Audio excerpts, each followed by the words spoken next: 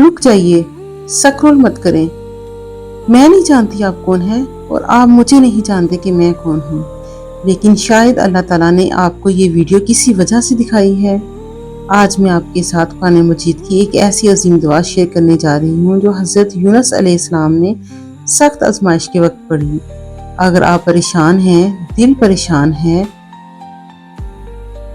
کیا آپ کو لگتا ہے کہ ہر طرف راستے بند ہو گئے ہیں؟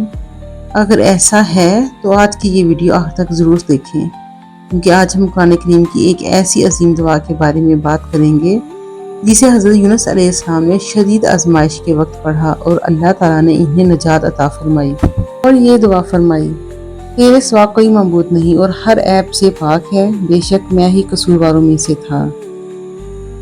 یہ دعا 3 عظیم باتوں پر مشتمل ہے۔ پہلی بات، لا الہ الا انت، یعنی اللہ کے سوا کوئی عبادت کے لائق نہیں۔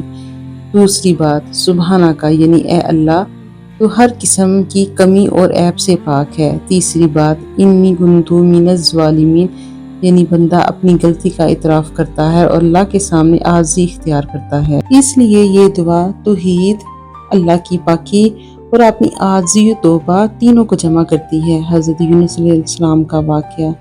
آپ کو پتہ ہے کہ حضرت یونس علیہ السلام اپنی قوم کو اللہ کا پیغام پہنچاتے رہے، پھر اللہ کے حکم سے پہلے ہی قوم کو چھوڑ کر چلے گئے۔ سفر کے دوران انہیں سمندر میں ایک بڑی مچھلی نے نگل لیا۔ اندھیرا تھا، سمندر تھا، مچھلی کا پیٹ تھا اور کوئی ظاہری سہارا نہیں تھا۔ ایسے وقت میں انہوں نے یہی دعا پڑھی: لا الہ الا انت سبحانک انی کنت من الظالمین۔ تو اللہ تعالیٰ نے ان کی دعا قبول فرمائی اور انہیں نجات عطا فرمائی۔ اس دعا کی فضیلت رسول اللہ صلی اللہ علیہ وسلم نے فرمایا کہ حضرت یونس علیہ السلام کی اس دعا کے ساتھ جب بھی کوئی مسلمان اللہ سے دعا کرتا ہے تو اللہ اس کی دعا کو قبول فرماتا ہے۔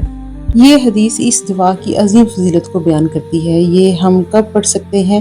پریشانی کے وقت، بیماری کے وقت، فرض یا تنگی کے وقت، غم اور بے چینی کے وقت۔ اسے عام حالات میں بھی اللہ کا ذکر کرنے کے لیے پڑھ سکتے ہیں۔ اس دعا سے ہمیں کیا سبق ملتا ہے؟ اللہ پر مکمل بھروسہ رکھیے، اپنی غلطیوں کا اعتراف کریں، مایوس نہ ہوں۔ اگر آپ زندگی میں کسی بھی مشکل سے گزر رہے ہیں تو اس مبارک دعا کو اپنی روزانہ کی زندگی کا حصہ بنا لیجئے۔